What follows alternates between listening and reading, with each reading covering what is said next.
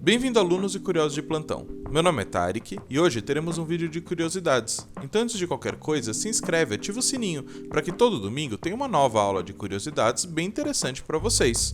Esse vídeo está sendo gravado no dia 16 de agosto de 2021, então qualquer informação adicional a essa data não será incluso aqui.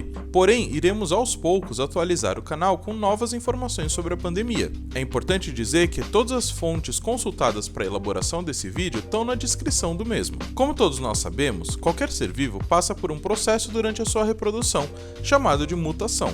Nesse processo, existem pequenas mudanças no seu material genético que permitem causar pequenas diferenças do organismo mãe. Isso acontece com qualquer organismo com material genético, inclusive nós. Porém, nos vírus, isso é muito mais aparente por um motivo simples. Eles são muito mais rápidos de se replicar. No caso que temos hoje, o Covid-19, devido à grande quantidade de replicações acontecendo pelo mundo por conta da pandemia, essas mutações acontecem de forma muito mais acelerada. E uma vez que as mutações trazem algo que ajuda o vírus a se replicar ou a sobreviver mais no organismo, essa mutação fica fixa nos descendentes do vírus modificado. Aí temos as chamadas cepas ou variantes.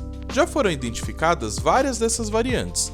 A primeira delas, com grande impacto na comunidade internacional, foi a B117, também chamada de variante alfa, que foi inicialmente identificada no Reino Unido.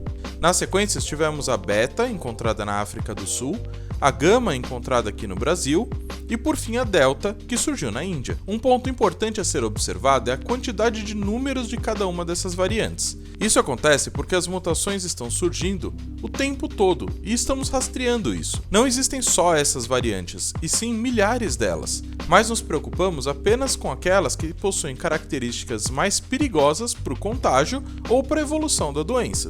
Outro ponto interessante são os nomes. Repare que utilizamos alfa, beta, gama e delta, e não o local de onde elas vieram. Isso acontece para ser um incentivo aos países procurarem por novas variantes e avisarem para o mundo sobre elas sem sofrer nenhum tipo de estigma ou serem conhecidos pelo país que teve tal doença. Um ótimo exemplo disso é a gripe espanhola, que é comumente associada à Espanha devido ao seu nome, mas na realidade foi a Espanha que identificou esse vírus. Os registros mais precisos indicam que ele surgiu nos Estados Unidos. Então, para evitar esse tipo de coisa, colocar um nome neutro é a forma mais interessante.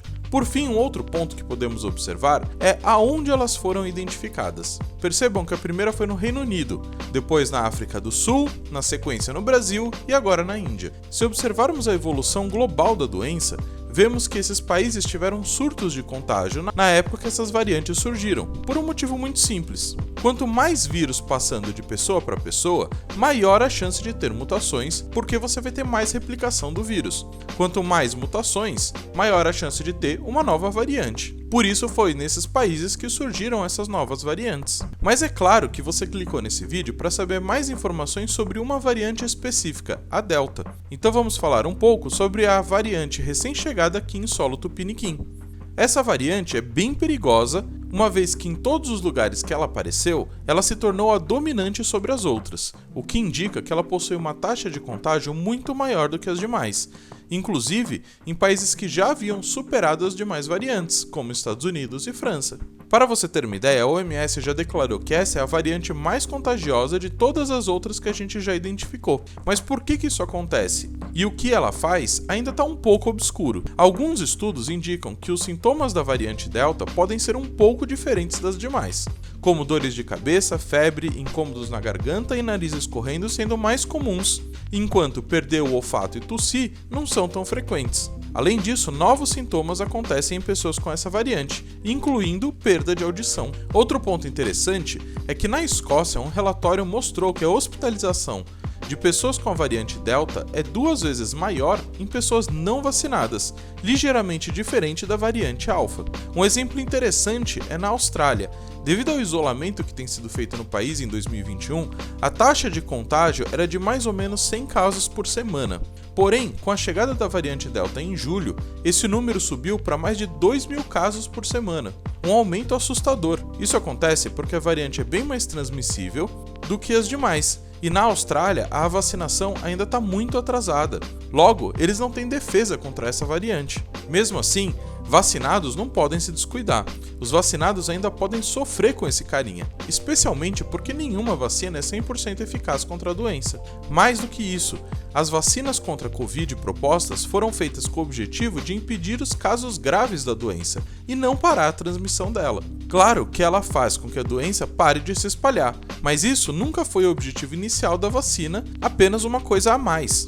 Mas a pergunta principal é: eu tô vacinado, será que a nova variante vai burlar minha vacinação? Bom, existem ainda poucas informações sobre o assunto, em especial por conta do tempo que isso está acontecendo. Mas um estudo publicado em julho na Inglaterra propôs que 2 doses da AstraZeneca e da Pfizer são bastante efetivas contra a variante Delta, não tão eficazes como contra as variantes antigas, mas com uma eficácia ainda maior que 80%. Isso foi corroborado com estudos conduzidos no Canadá, na Escócia e em Israel. Mas e se eu tomar só uma dose, será que eu ainda estou salvo? Nesse mesmo estudo, é proposto que contra a variante Alpha, uma dose equivale a 50% de eficácia da vacina.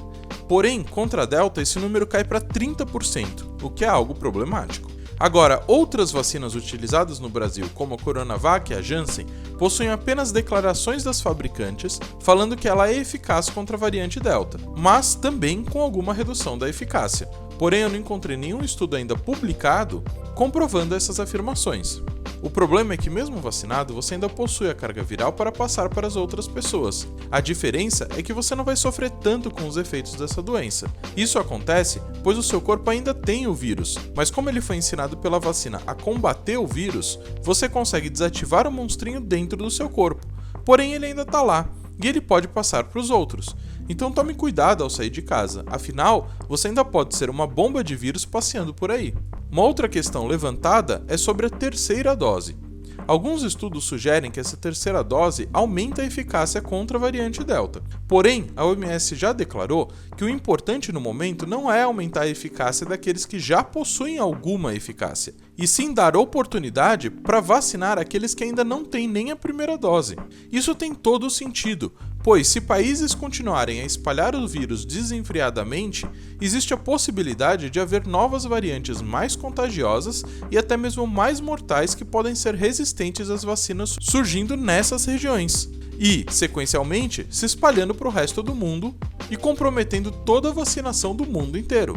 Mas calma, os cientistas estão de olho nessa variante para entender como ela se comporta e em outras variantes que estão surgindo por aí, como a Lambda, que é, por enquanto, a mais infecciosa e possivelmente resistente às vacinas, e quem sabe pode ser um problema pra gente no futuro.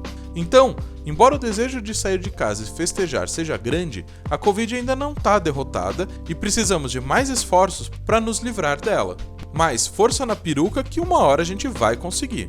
Eu espero que vocês tenham gostado, não se esqueçam de ver outros vídeos de curiosidade aqui no canal e lembrem-se que toda quarta-feira tem uma videoaula de biologia e todo domingo um vídeo de curiosidades. Muito obrigado!